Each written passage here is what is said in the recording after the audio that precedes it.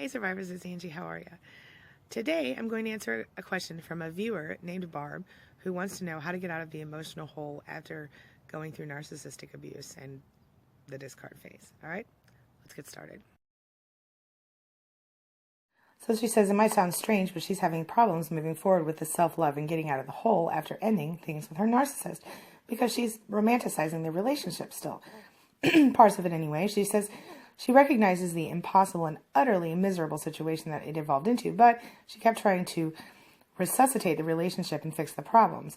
She knows it was futile, but she romanticized it then and even still does at times. And she's coming down on herself as a result. So she's staying in denial, trying to make it work. She knew it was an unwinnable situation, and the guilt leads to shame, which leads dangerously close to self-loathing. And she wants to know, how do I retrain my brain to stay on the right message? Well, Barb, that is an excellent question, and I'm very excited that I can try to answer that for you today. So let's dig right in, shall we? All right, here we go. So one thing I think is really important to note here is that it's really not possible to fix a narcissist. A narcissist is who they is. They are who they are. Narcissists are who they are. They cannot change unless they choose to change, just like everybody else. And narcissists don't usually think anything's wrong with them. So we know that fact, right? Okay. Now, I happen to be kind of aware of this particular person's situation. I think she's who I think she is. And in this case, she really wasn't the problem. And I know I talk to a lot of clients, and I can almost always tell if they are the problem or not. And most of the people that I talk to aren't the problem, because most of the people that I talk to have taken the time to recognize that they're dealing with someone who might be a narcissist, and that's why they talk to me. So I think that what it comes down to is that it's people who get involved with narcissists tend to be very sensitive people, empathic people, people who love hard, right? People who love like no one else. And that's part of the reason that narcissists want them so much, because we as empaths, we sometimes jump in with both feet, and then we end up being more loyal, and also they give us more of an ability to, we give ourselves more of the ability to be hurt than other people do. Does that make any sense? So it's kind of sadly, it's kind of a two-way street, because we trust them too much at first, and we give them too much power at first without even realizing it, because they love bomb us, and the love bombing phase is wonderful. We all know that. But once we get past that, the rest of it hurts, and it's not good. And so it turns out the love bombing phase is incredibly toxic. So people who have been in relationships with narcissists in the past tend to run if somebody gets too close too fast. Isn't that interesting? The first thing to remember is that it's almost impossible to make a clean break from a narcissist, okay? But if you want to sit down and think back, there were probably several defining moments in your relationship with a narcissist. Moments when you realized you didn't really get what you asked for or what you expected when you jumped into this relationship. Moments when you realized that they probably lied to you a lot at the beginning of this relationship. And a lot of times sitting down and writing down those defining moments can be helpful.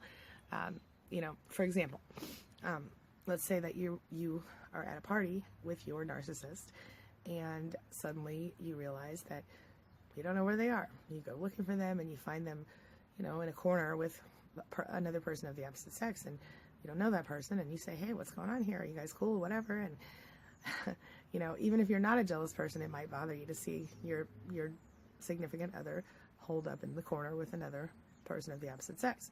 Well, by the time that argument's over, because there will be an argument, because the narcissist doesn't want anyone to ever question any of their motives or anything, and you're expected to blindly trust them even when you do find them in a compromising situation. By the time that argument's over, you probably find yourself apologizing. Oh yes, my friend. Even if the narcissist was over there kissing that person on the neck or on the mouth or whatever, somehow they'll twist it around and make it your fault, and by the end of the night, you'll be the one apologizing. Or by the end of the time the argument's over, which could be days, because we all know narcissists don't give in easily. So that might be a defining moment. Or, like when I met my ex, who is what I would call maybe a covert narcissist, there were moments where he would do things that, for example, one time we were out, and, he, asked me for money. He had no job at the time. I had a job at the time, and I was pregnant. And he asked me for money for drinks or whatever, and I said, we can't afford that, and got very angry at me and very upset with me, and I was quite shocked and upset by the whole thing, because, we should have just gone home and done what we needed to do. We had a baby on the way, but it didn't work out that way for me so well.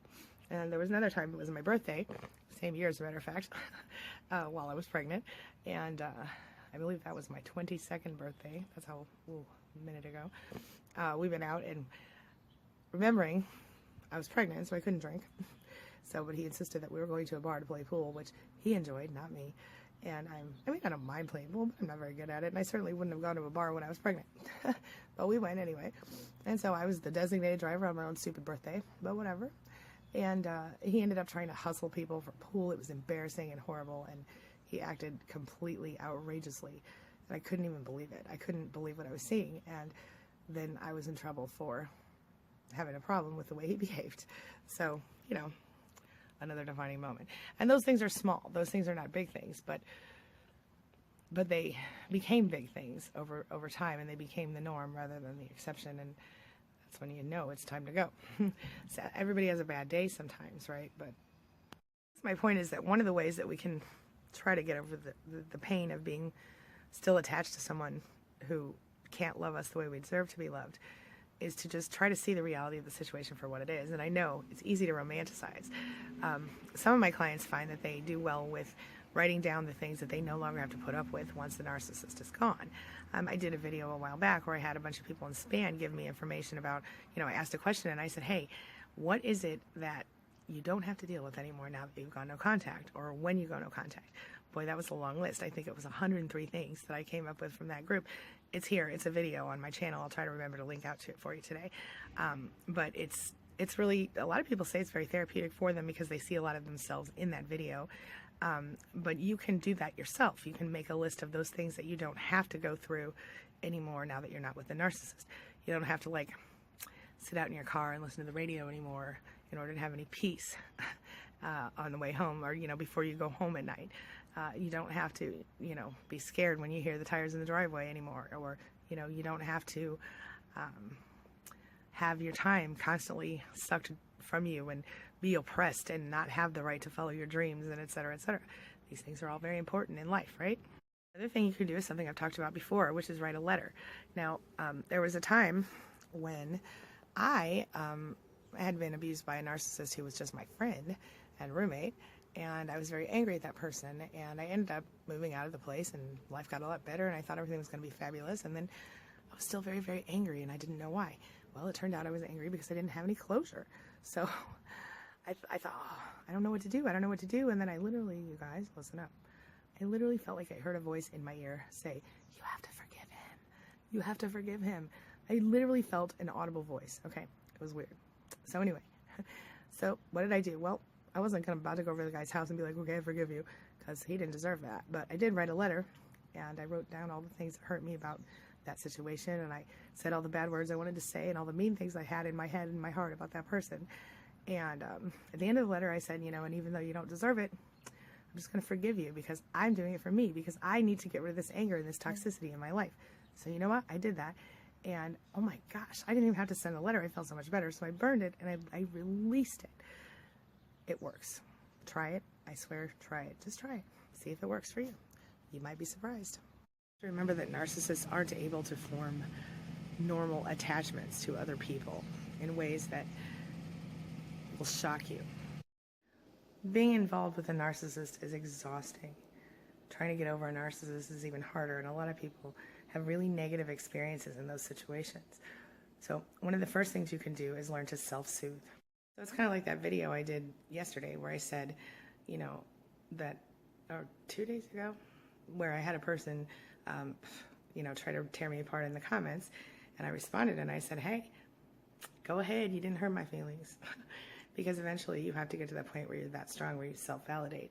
So that ability to find peace in yourself without anyone's help, that's a big important thing. Being with a narcissist is a lot like living in a war zone, and breaking up with a narcissist is a lot like going through a horrible war.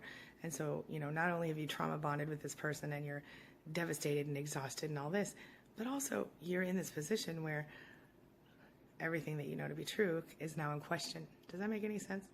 And so when you learn these self-soothing techniques, it can really help you. It's really easy to fall into a depression, but one of the things that you have to do is allow yourself the time to grieve. So I suggest to people that they take they give themselves a deadline on the grieving, and that sounds stupid, but pick a day that you're done, and then be done that day. So if you decide that, I'm going to be done a week from Saturday, well, during that week until Saturday, what you want to do is you want to just take the time to literally go over each and every single moment in the relationship, take the time to cry about it, mourn it, grieve it, because it was a very significant time in your life.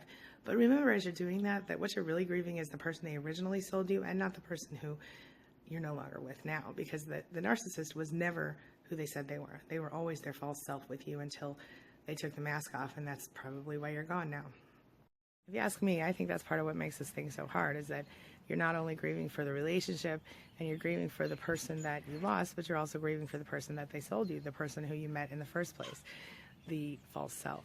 And I think that's the hardest part of it all, because the false self is the part that you probably fell in love with. This other factor, too, to consider at the end of a narcissistic relationship that doesn't always happen with healthy relationships, and that is that the narcissist will do everything in their power to destroy you. Sometimes they will talk badly about you, they'll smear campaign you, they will minimize any good parts of the relationship, maximize the bad parts. That is until they're ready to come back and hoover you back in, and I bet you about 90% of them have at least one more go around after the initial discard. So, if not more, most narcissists, by the time they become adults anyway, they stop. Some of them do the commitment phobia thing and all that, but really players don't tend to always be narcissists. They tend to be more honest. We've talked about that before. Narcissists lie, and narcissists pretend they're going to be something they're not, and then they kind of screw you because you accidentally fall in love with them. So it's like human nature to want to be with someone, to want to have someone in your life. So do not feel ashamed of that need, okay? But at the same time, don't rush into another relationship or rush back into that one. Because remember, you deserve to be treated with love. You deserve to be loved in the way that you would love someone. So if you love someone with your whole heart, then don't accept anything less than someone loving you with your whole heart. You feel me? Sophia has informed me that it's Tip Tuesday, so here she is with her tip of the day. If you find a friend and they're mean to you, don't be their friend anymore. Try to find a friend that will be your friend and not be mean. Good one. Thank you. To be strong, you have to have courage, and you have to understand that it's not going to be easy, but it's worth the trouble, okay? So remember that you've just gone through probably one of the most devastating times in your life, even more so maybe than in other relationships if you were with non-narcissists before. Narcissists have a very good way of making us be addicted to them, and they have a very good way of making us feel like we're not good enough. And that, coupled with our own loneliness after they leave and our ability to romanticize things the way we can, puts us in a very difficult spot. So keep it real, my friend. Don't romanticize the relationship. Focus on what really happened. Like I said, check out that 103 Things video, or write your own list like that of things that you don't have to put up with once the narcissist is gone. And then take the time to give yourself, love. Love yourself like a good mother should have loved you. Love yourself, fall in love with you in a way that you maybe never have before. It's hard to do, but it's worth it. And you're worth it. You feel me? So today, I want you to start this now and do it every day, forever, or at least for the next 2 weeks. Every day, wake up and think of 10 things you're grateful for and 3 things you love about yourself. And then do that again before you go to bed at night. And then during the day, if you have negative thoughts about the narcissist or about anyone else, take a moment to refocus, okay? So come up with a mantra, maybe, I'm a powerful warrior goddess, or I'm a powerful warrior man, or whatever people say, whatever makes you feel good. Maybe you want to just remember that person was unhealthy for you. Maybe you want to look at the list of things that they did to you that suck. Anytime you feel, sad about the relationship, because you have to know the narcissist doesn't have remorse, not real remorse anyway. Okay, so why spend your time mourning someone any longer than you have to, who isn't giving you the same consideration in their life? So I'm going to go ahead and wrap up for today. I hope that you have enjoyed our morning together. I've got to take my girls to school, but I will see you later for another video, and I hope you guys are having a wonderful day. As always, thanks for letting me be a part of your day and a part of your life, and I'll see you soon. Thanks.